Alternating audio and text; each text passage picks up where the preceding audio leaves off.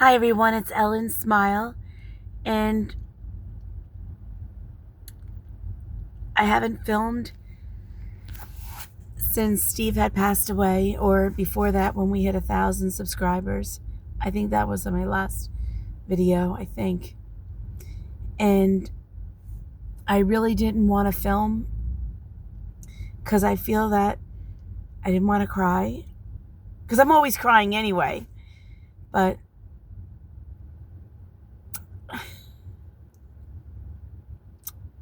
I really, truly, truly miss Steve.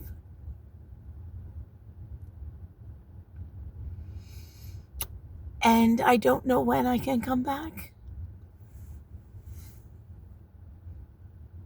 on video. Thank God for AI. But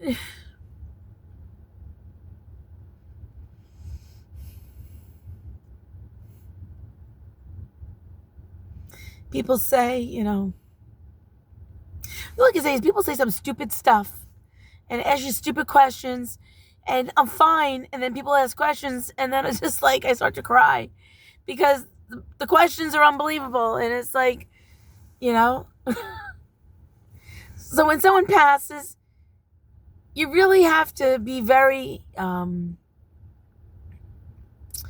can't think of the word that I'm thinking of, but you got to think before you speak. And, people try to say the right things, but they're not the right things. And it only upsets me more. And one that drives me crazy is, oh, well, he's at rest now. Well, what do you think he was before that when he was alive? Do you think I just had him hanging out and that he was just sitting there suffering and not having a good time? He had me. I was enough. I am a good time. I'm always smiling and happy, and he couldn't run a mile, he couldn't walk, but he still had a good life. You don't throw him out the pasture because he's in a better life to hear other people. And plus that, I cut that out because what I said was not nice. You're also worried that he's in a better place. But while he was here, you never saw him, you never talked to him, you never did anything. So just stop. It drives me crazy. It's like the stupid stuff that people say. He's in a better place and he's not suffering now. And he was never suffering.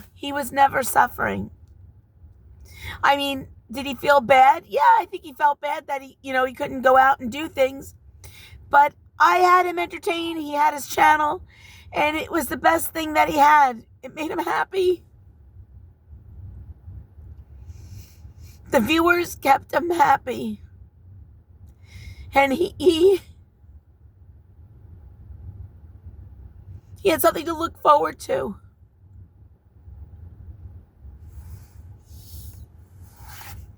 And when I talked to Steve, and if you look at that video, when I hit 1,000, I said to him, you be excited we're going to hit 2,000? He didn't answer me. And I knew he wasn't going to be here. So when I do hit 2,000, I'm going to get myself a cake.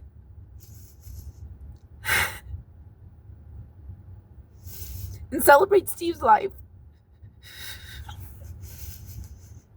But am I having a hard time? Yeah, I am.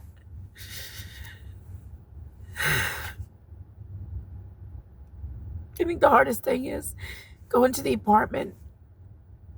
And Steve lived in the living room, so we had all of his bed, his TV, his table.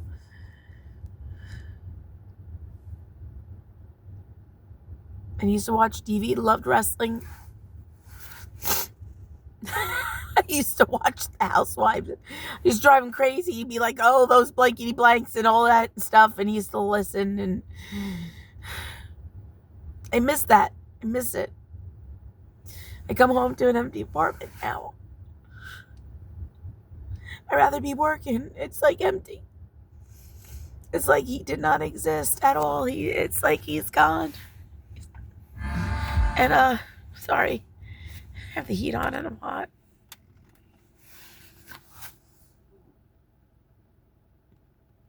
I know he's in my heart. I know he's in a good place. I'm very, very good. I really have been good. But it's the weekend, so like we're off from Easter.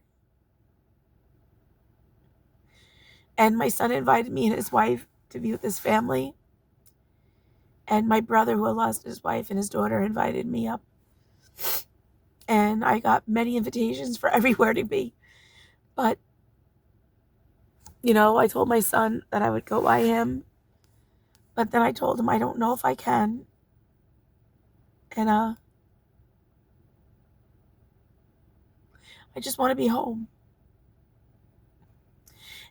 And it's like when I say that, they're like, oh, well, it's like,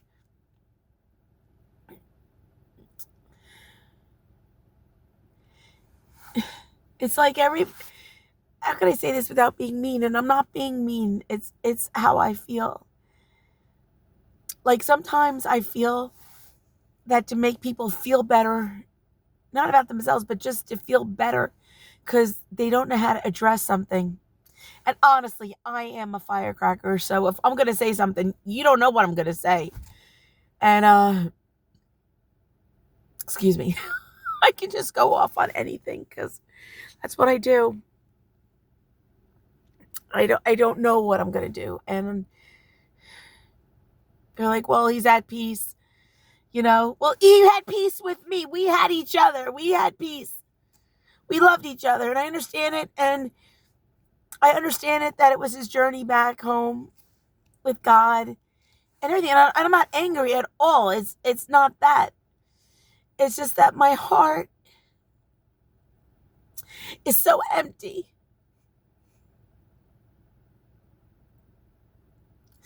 I miss his banter and I miss him. And I know I keep saying, to give you rest. I don't want to hear it. I did what I did because I loved him. And I would do it all over again. I really would. I love him so much. And I know he's in my heart. But it's like, he's not here. Of course he's not here. And I know he's in my heart. But it's hard. And like people just want you to feel a certain way or, to be, well, you have to do this. No, I'm mourning my husband. And I'm not being mean or like if people want to get together, like people don't understand. It's like I went to bed on a Friday and I went to bed like 6:00 and I slept in at 8:30 the next day. Is it depression? Is it exhaustion? It's probably everything. My body really hit a hit for 14 and a half years. And I had kidney cancer. I had my own issues and I still kept going and going and going. And now that I stopped, it's like my body's like in like, it just doesn't know what to do. I'm overwhelmed of doing nothing. And it really stinks. Because, I could do multitasking all the time and I did. But now that I have nothing, it's like so hard. I'm like lost. And I feel forgetful and everything. And it's a lot. It's a lot. And I just want to say I do appreciate everything. I do appreciate everybody. And I appreciate,